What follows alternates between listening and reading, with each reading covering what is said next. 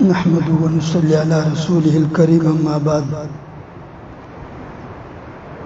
حکیم الاسلام حضرت مولانا قاری محمد طیب صاحب رحمت اللہ علیہ دارالعلوم دیوبند محتمم او لوی عالم د هندوستان وفات شوی.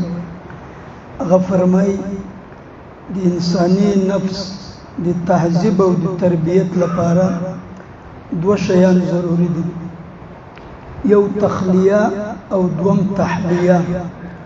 تخلیه څومره مذمومه صفات، هغه صفات چې په هغه باندې الله رب العزت ناراضه کیږي، خفه کیږي، غلط صفات، ګنده صفات. لدې صفاتونه خپل نفس پاکول، ځان ساتل، دا تخلیه ده، نفس خالی کول. او دوم تحلیه چې څومره ښه صفات دي الله په هغه باندې راضي ده، خوشاله ده، هغه صفات په خپل نفس کې راوستل، هغه صفات خپلول. نو تخلیه ضروری ده او تحلیه ضروری ده. التخلیه لبابنا یعنی هغه صفات چې انسان ته له هغه نه ځان ساتل ضروری ده. تر ټولو بدترینه صفت او مذمومه صفت او الامراض هغه تکبر ده، کبر. او د دې په ضد کې هغه تواضع ده. تکبر دا د ابلیس صفت ده، شیطان صفت.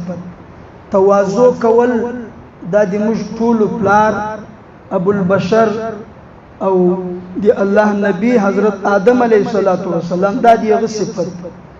شیطان ویل انا خیر منه، زه بهترین یم.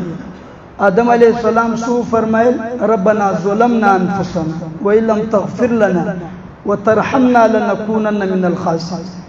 یو تکبر وکړو او آدم علیہ السلام تواضع وکړ. تکبر په وجه ابلیس دی همیشه لپاره ذلیل او رسوا شو، او د تواضع په وجه حضرت سیدنا آدم علیہ السلام ته الله شان او مقام او مرتبه نصیب کړ. ټول انبیاء کرامو، اولیاء کرامو او دی الله د نیک بندگانو او د جنتیانو صفت هغه تواضع ده. تکبر دا د جهنميانو صفت، تواضع دا د جنتیانو صفت. نبی علیہ السلام مبارک حدیث ده، جنت او جهنم په خپل منځ کې باس راغی. جهنم ورته ویل جنت ته چې زه دنیا چې څومره مغروره متکبره خلق زه دی غوجه. جنت په جواب کې ورته ویل چې په ما کې به ټول کمزوري، عاجزه، متواضع خلق داخلي. الله رب العزت قرآن کریم کې د رحمان د بندگانو صفات بیان کړي، د جنتی بندگانو په یوه کې تر ټولو نه اولنۍ صفت وعباد الرحمن الذين يمشون على الارض هونا. رحمان دی بندگانو، دی جنتی بندگانو بنیادی صفت چې هغه کله په ځکه باندې زی په نرمي سره، په عاجزي سره، په تواضع سره، د دې چال ډال، د دې حرکت د تواضع، تکبر په یغو کې نه. په سوره لقمان کې الله دی حضرت لقمان علیه السلام نصیحت ذکر کړی خپل زوی ته. پیغه کې دغه جمله ده ولا تمشي في الارض مرحا، پنځکه باندې په تکبر او په غرور باندې مګرځه. نو په عاجزي ګرځیدل دا د رحمان دی بندگانو صفت، او په تکبر ګرځیدل دا د شیطان دی بندگانو صفت. نبی علیہ السلام د تواضع امام ده. خپل الله رب العزت نبی علیہ السلام شان بیان کړي.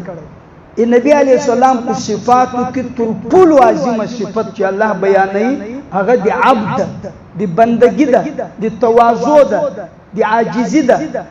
سبحان الذي اسرا بعبده، پاک ده هغه الله چې خپل عبد، خپل بنده پیغه باندې معراج کو اسمانو ته وخیزو. تبارك الذي نزل الفرقان على عبده. التمد نبی علیہ السلام صفت عبد. الحمد لله الذي انزل على عبده الكتاب. په سوره کهف کې د نبی علیه السلام صفت عبد. نو د نبی علیه السلام په صفاتو کې عظیم ترین صفت عبد. نبی علیه السلام سو فرمایل لا تطروني كما اطرت النصارى عيسى ابن مريم. ما دومره مو چتوي، مبالغه مکوي، د ما په شان کې دومره غټ غټ خبرې مکوي چې ما ته تاسو د خدای درجه راکړي لکه څنګه چې نصارا عیسی علیه السلام ته دا درجه ورکړي. فانما انا عبد، ز صرف دی الله یو بنده، ز صرف دی الله یو بنده. فقولوا عبد الله ورسوله، تاسو د ما په باره کې چې کله وایي دا وایي چې دا عبد دی الله، دا بنده دی الله او رسول دی الله. او په کلمه کې موږ وایو اشهد ان لا اله الا الله وحده لا شريك له واشهد ان محمدا عبده ورسوله. الته موږ د عبد بندگی. نو تر ټولو عظیمه معراج د انساني صفاتو هغه بندگی ده، تواضع ده، عاجزی ده.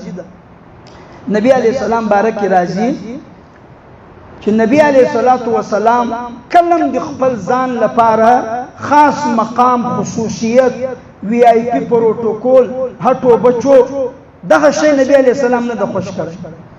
دا منبر د نبی علیہ السلام ډیر وروسته جوړ چې تر څو پورې صحابه کم وو. نبی علیہ السلام په جمعات کې د صحابه په منځ کې ناس او سرنګ بناستو، دا جای نمازم نو نبی علیہ السلام.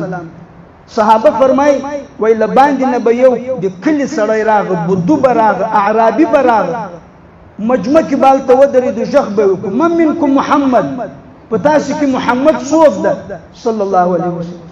یعنی دومره خصوصیت ختم و، دومره سادگی و، دومره له تکلفاتو نه پاکه ناسته وه چې یو نوی کس براغ یخته به دا نه معلومېده چې په دې کې نبی علیه السلام څوک ده. نبی علیہ الصلوۃ والسلام په جمعات کې مسجد نبوي کې ویده ده. یو کس نبی علیہ السلام نه پیژني، میلمانه راغلي، شیخ نبی علیہ السلام ولګید. صحابه نبی علیہ السلام ته فرمایل یا رسول الله موږ به تعالی لپاره یو خاص ځای جوړ، یو ساله به جوړ. نبی علیہ السلام فرمایل زه دی الله عبد یم، بنده یم، زه په دې حال راضی یم، زه دا غواړم چې خلق تر ما اوري، د خلقو پښې په ما لګي، او په دې حال کې زه الله دربار ته حاضر اسم. ابو داود ابن ماجه حدیث ده. نبی علیہ الصلوۃ والسلام حضرت امامہ رضی اللہ تعالی عنہ فرمای نبی علیہ السلام په خپل عصا مبارک باندې لاس یشو او جمعه ته داخل شو. نو مش صحابه کرام ورته ودرېدل. نبی علیہ السلام فرمایل لا تقوموا كما يقوم الاعاجم، دي عجمي خلق غندي ما تم ولاړي ایمان لپاره لکه څنګه دا عجمي خلق يعظم بعضهم بعضا، د عزت په دې کې غني چې پلانکې ما ته ودرېد. تاسو د مال لپاره مدرېږئ، ولی زه دی الله عبد یم، بنده یم، او زه تاسو غوندې آکلو کما تاکلون، زه تاسو غوندې خورم، زه تاسو غوندې مجلس کوم، ایمان ناستم دی تاسو غوندې د عام انسانانو غوندې. یو ځای نبی علیہ السلام ځان لپاره ولاړېدل منع کوي، بل ځای کې حضرت سعد رضی الله تعالی عنہ راغ. نبی علیہ السلام ورته فرمایل صحابه ته خپلم ودرېد، سردار د انصارو.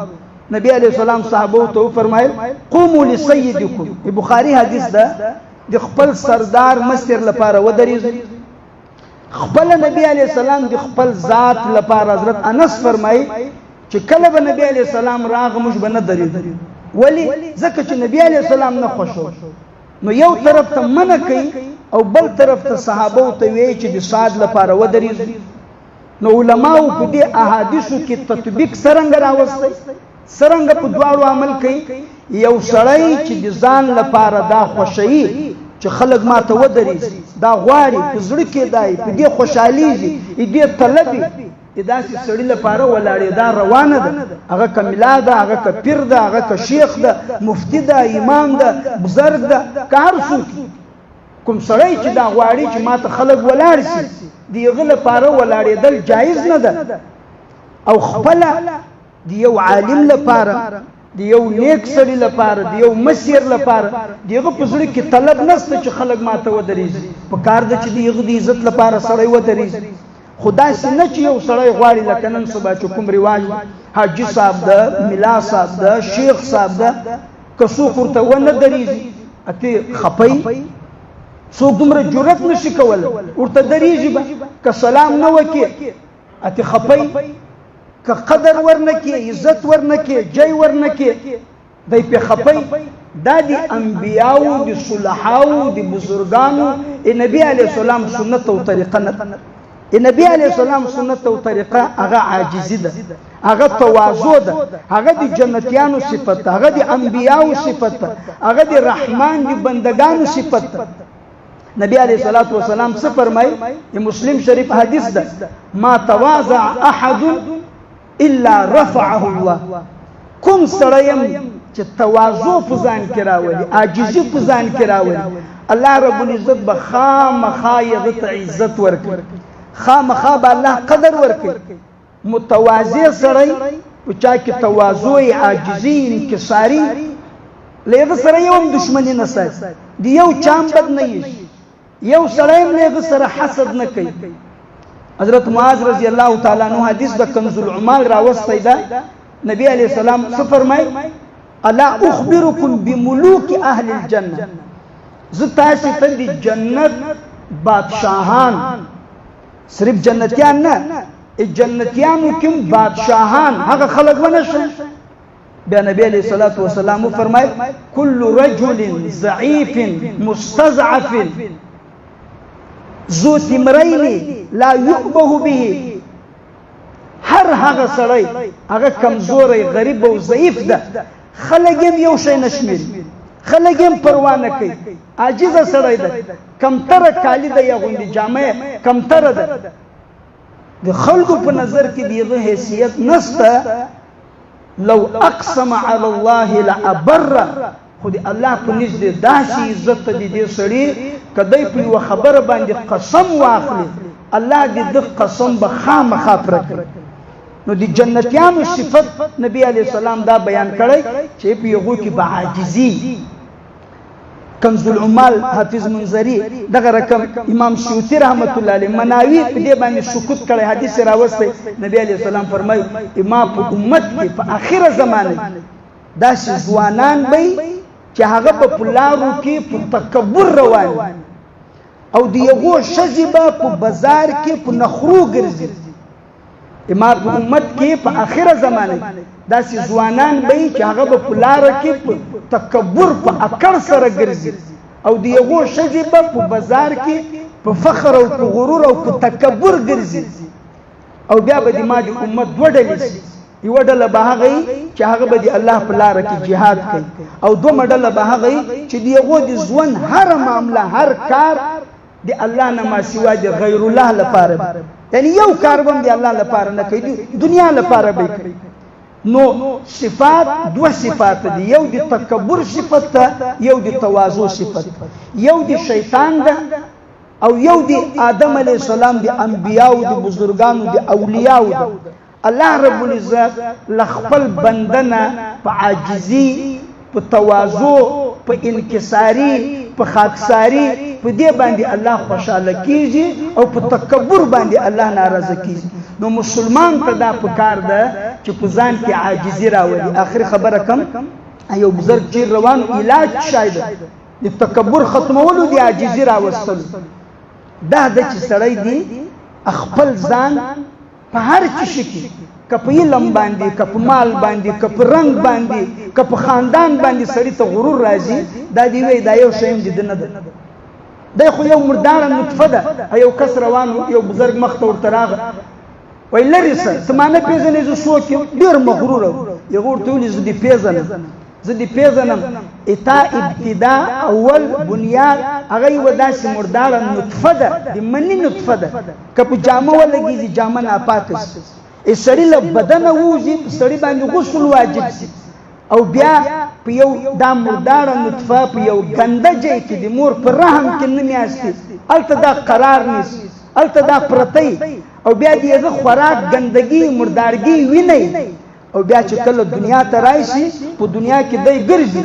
هر سړی په خپل معده په خپل نس کې ګندګي مردارګي دا یې شي او دی سفر کوي او دی ګرځي دا دی هغه منځ د هغه ابتدا ده او انتهای شای ده په قبر کې د چنجو خوراک بیا خاوري کېدل ده دا حسن دام خاوري کېږي دا رنګ هم خاوري کېږي حسب نسب هم ختمېږي مال او دولت هم هلته د هغه سلسله واسطه ختم شي علم او تقوا هر شی په هغه کې پاتې نو انسان دې دا سوچ کوي چې زه یو شی نه وم دا هر کمال دا د ما نه ده دا عطایي ده دا خدایي ده الله را کړی کلم په هغه باندې دی سوال راوستی الله نه د عاجزي دعا پکار ده الله دې موږ ټولو ته صحیح معنا باندې عاجزي نصیب